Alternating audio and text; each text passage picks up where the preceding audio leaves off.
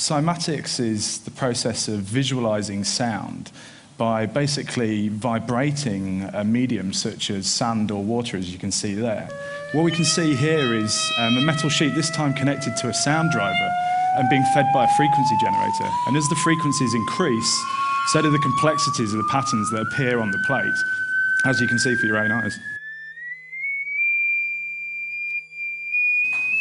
Devices like the cymoscope that you can see here are being used to scientifically observe cymatic patterns, and the list of scientific applications is growing every day. For example, in oceanography, a lexicon of dolphin language is actually being created by basically visualizing the sonar beams that the dolphins emit, and hopefully in the future we'll be able to gain some deeper understanding of how they communicate. We can also use cymatics for healing and education. This is an installation developed with school children where their hands are tracked, and it allows them to control and position cymatic patterns and the reflections that are caused by them. We can also use cymatics as a beautiful natural art form. This image here is created from a snippet of Beethoven's Ninth Symphony playing through a cymatic device. So it kind of flips things on its head a little bit. And this is Pink Floyd's Machine playing in real time through the cymoscope.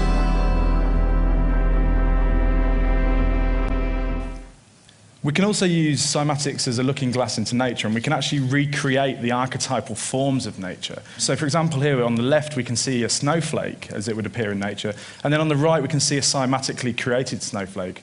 And here's a starfish and a cymatic starfish, and there's thousands of these. So what does this all mean? Well, there's still a lot to explore, and it's early days, and there's not many people working in this field. But consider for a moment that sound does have form, and we've seen that it can affect matter and cause form within matter. Then sort of take a leap and think about the universe forming, and think about the immense sound of the universe forming. And if we kind of ponder on that, then perhaps cymatics had an influence on the formation of the universe itself. And here's some eye candy for you from a range of DIY scientists and artists from all over the globe. And cymatics is accessible to everybody, and I want to urge everybody here to apply your passion, your knowledge, and your skills to areas like cymatics. The Great Pyramid of Giza. Built into this incredible structure is what's known as the King's Chamber. Close to the west wall of the chamber is a red Aswan granite coffer. The walls of this coffer are about 6 inches thick. On the outside, it measures about 7.5 feet by 3.5 feet. On the inside, 6.5 feet by 2.5 feet. So you can see why someone would think that this was designed to be a sarcophagus for the king. On the southeast corner of the coffer, you can see that a large section of the corner has been damaged or broken off. Now, there are stories that suggest that the coffer was struck by something very hard to create this damage, which is interesting because when this hard granite coffer is hit with something hard, it vibrates, just like a bell. In 1997, acoustic physics researcher John Stuart Reid was granted permission to conduct a series of experiments within the King's Chamber. And what he did was he temporarily repaired the damaged corner of the coffer, and he did this so that he could then stretch a large elastic membrane across the opening, like a drum. Before he did this, however, he placed a sound device or speaker inside the coffer before covering the opening with the membrane. He then poured sand across the surface of the membrane and began to conduct sound tests, and what he discovered was mind-blowing. The granules of sand began to form patterns, shapes, and these shapes were very similar to that of Egyptian hieroglyphs. One of the other interesting things that occurred during these experiments is that John had been suffering from chronic back pain, which was somehow magically healed, and he claims that pain never returned. I'm going to discuss something that should help us come to a greater understanding of life and how everything works. Another puzzle piece to help some of the other pieces make sense and connect. and that is the science of making sound visible. Cymatics. There is a pattern that exists, and this pattern seems to be infinite. This pattern is found in nature, it is found in us, it is found in the stars. In 1202, a mathematician known as Leonardo Fibonacci introduced the Hindu-Arabic numeral system to the Western world through a book known as the Book of Calculation, or Book of Abacus. Within this book there is a description of a number sequence that was written about in India, but since it was popularized by this book, it later came to be known as the Fibonacci sequence of numbers. Each number in the sequence is the sum of the two numbers that came before it. 0 plus 1 equals 1, 1 plus 1 equals 2, 1 plus 2 equals 3, 2 plus 3 equals 5, and so on and so forth. Now, if you take these numbers and create squares with the lengths of their sides equal to the numbers in the sequence, you can tile them to give you what's known as the Fibonacci spiral or pattern. The same pattern found in seashells, artichokes, pineapples, pine cones, trees, leaves, flowers. It is found in the DNA's double helix, your arms, hands, and fingers, your face. These are the fundamentals to the science of sacred geometry, something that is not new. With the science of cymatics, we can now see what these sounds look like. This is a cymoscope. It is an instrument that can be used to create a visual image of sound vibration. This is basically a petri dish that is on a plate that has been insulated from the natural vibration of whatever the cymoscope is resting on.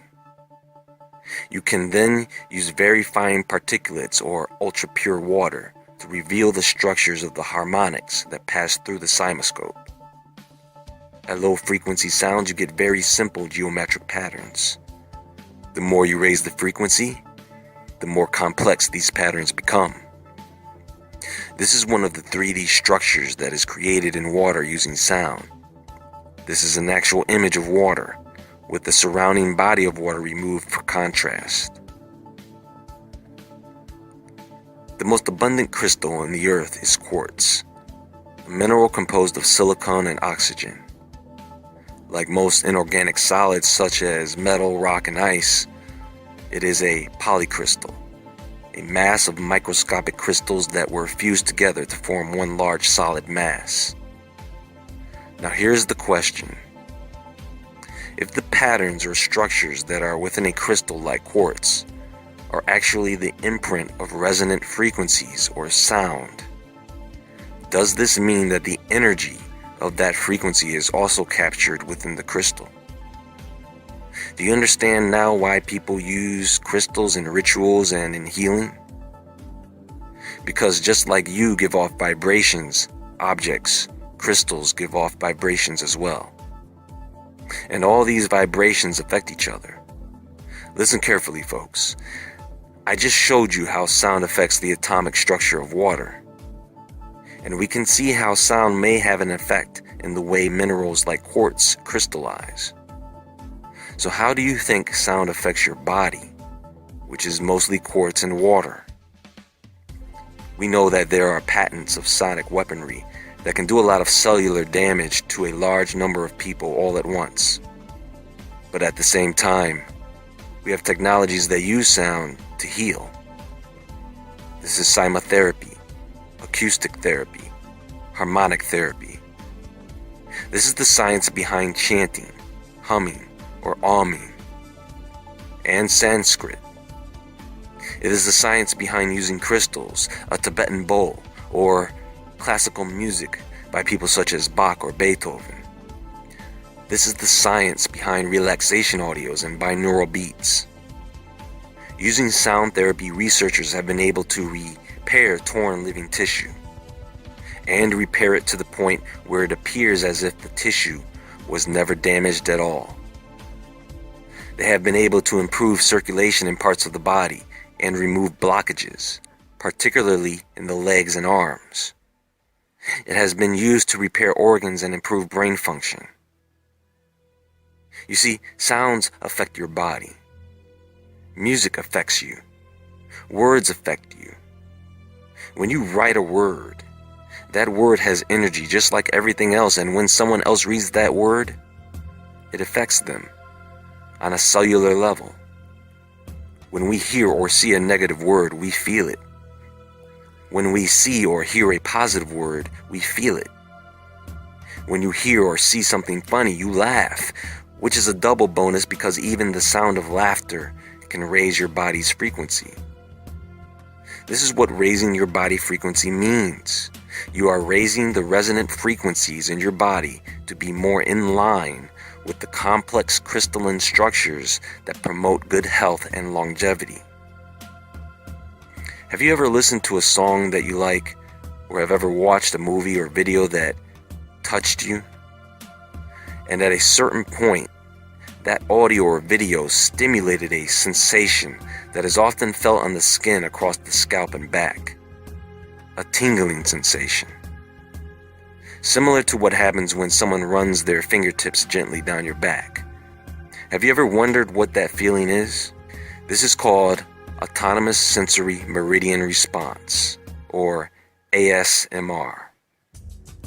You may have seen videos where people are whispering and performing mundane tasks like turning the pages of a book or making subtle clicking and tapping sounds. They do this to trigger this response. And it works, especially for people who are very sensitive to the ASMR. Watching someone do this for about an hour can sometimes be a bit overwhelming if you are sensitive to it. However, it is very therapeutic, and the effects this has on stress is incredible. Want to have a relaxing night after a hard day's work? Get into a nice hot Epsom salt bath for about 40 minutes with your eyes closed, just listening to someone perform these ASMR triggers. When you get out of that bath, you will feel like you have never felt before. See, the Epsom salt detoxes the cells for the first 20 minutes and then supplements your cells with magnesium for the last 20 minutes, relaxing every muscle in your body, including your heart. Sound is a very important part of our lives. Without sound, you can't have light. Biblically, sound came before light, because it was the word spoken from God that gave birth to it. And without light, there is no us. There is nothing but darkness. And I guess this is why some people associate light with love.